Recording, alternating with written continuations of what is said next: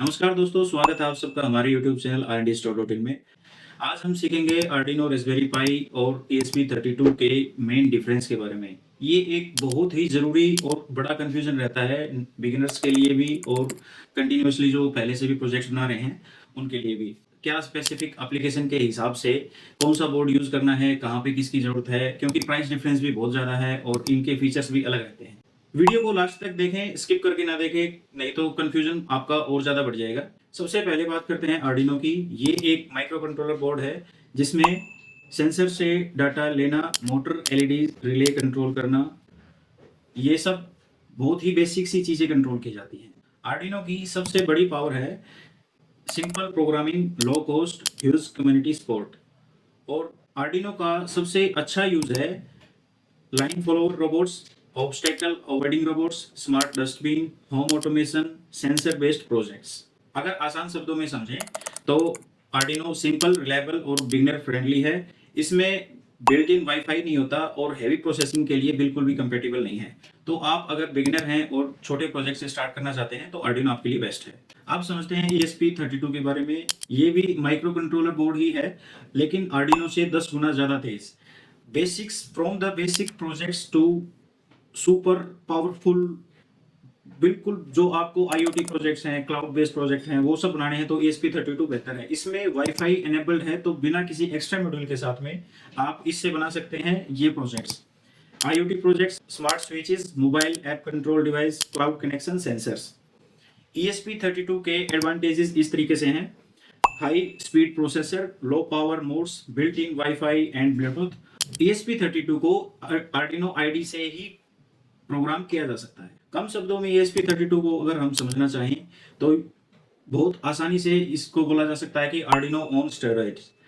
लेकिन इसमें बहुत ज़रूरी ध्यान देने की चीज़ें ये हैं कि स्टार्टिंग में थोड़ा सा इसका बेसिक्स हल्का सा टिपिकल, हल्का सा टेक्निकल रहता है। वो भी जब आप इसको स्टार्ट करेंगे तो हो सकता है आप 1 या 2 दिन में उस चीज़ को कवर करें। और इसकी ऑपरेटिंग वोल्टेज 3.3 वोल्ट रहती है और Arduino की 5 वोल्ट रहती है।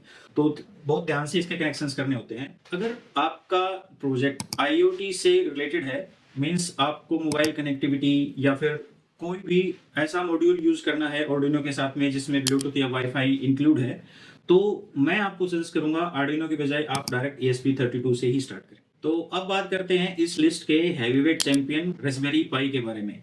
ये माइक्रो कंट्रोलर नहीं है, ये एक मिनी कंप्यूटर है। रास्पबेरी पाई में होता है full Linux OS, keyboard, mouse support, internet browser, camera support, storage support with SD card. इन सब स्पेसिफिकेशंस के साथ में आप रास्पबेरी पाई के साथ बना सकते हैं face recognition system, AI projects, media server, smart mirror, web server, home automation dashboard. कम शब्दों में अगर रास्पबेरी पाई को हम समझें तो ये पॉकेट कंप्यूटर है, लेकिन ये थोड़ा सा एक्सपेंसिव रहता है। पावर कंजप्शन इसकी ज़्यादा है। हम जिस लिस्ट के बारे में चर्चा कर रहे हैं उस लिस्ट के बारे में अगर देखें तो सिंपल रोबोटिक्स के लिए ये ओवरकिल है। अगर आपकी प्रोजेक्ट लिस्ट में AI, वेब और कैमरा बेस्ड कोई भी प्रोजेक्ट है जिसमें आपको कैमरा प्रोसेसिंग करनी है, कैमरा के सामने डिटेक्ट करना है कि किस तरीके से चीज़ें हैंडल हो रही हैं, क्या चीज़ें चल रही हैं कैमरे के सामने, तो रास्पबेरी पाई से ही आपको स्टार्ट करना पड़ेगा। ये बेस्ट सजेशन है। अब इन तीनों का हम डायरेक्ट कंपैरिजन करते हैं। स्टार्ट करते हैं आर्डिनो से।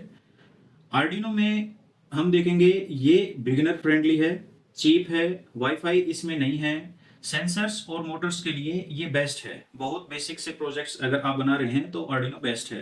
अब ESP32 में देखें, बिल्ट इन वाईफाई और ब्लूटूथ है, आर्डिनो से बहुत ज़्यादा तेज है। IoT प्रोजेक्ट्स के लिए तो ये अभी के हिसाब से देखा जाए 2026 में ESP32 से बेहतर कुछ भी नहीं है। आपको कोई भी IoT स्विच बनाना है, वेब बेस्ड कोई भी नॉर्मल आप LED ऑन या ऑफ कर रहे हैं, मोबाइल कनेक्टिविटी ब्लूटूथ के साथ में कर रहे हैं, ESP32 बेस्ट है। थोड़ा सा कॉम्प्लेक्स है आर्डिनो से, लेकिन बहुत बेहतर है प्रोजेक्ट्स में। जब हम फाइनल देखते हैं, आउटपुट देखते हैं, तो आर्डिनो से बहुत बेहतर है ESP32। रास्पबेरी पाई के बारे में अगर हम समझें, ये एक कंप्यूटर है, कंट्रोलर नहीं है, माइक्रो कंट्रोलर नहीं है। ये लिनक्स OS इसमें रहता है। AI, वेब, कैमरा बेस्ड जितनी भी एप्लीकेशंस रहती हैं वो सिर्फ और सिर्फ रास्पबेरी पाई के साथ में ही बनाई जा सकती हैं।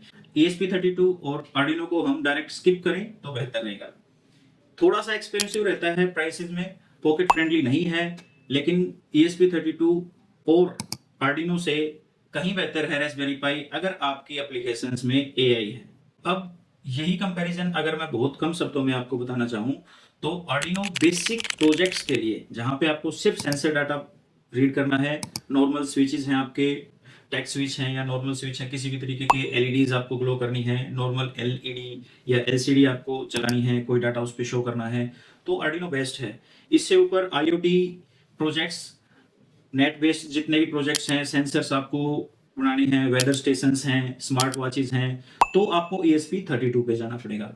इससे ऊपर फिर कंप्यूटर ग्रेड में जाना है, जैसे कि AI है, वेब एप्लीकेशंस हैं, सर्वर्स आपको बनाने हैं, या फिर कैमरा एप्लीकेशन जिस तरीके से मैंने एक्सप्लेन किया था वो करना है, तो फिर रास्पबेरी पाई बेस्ट है।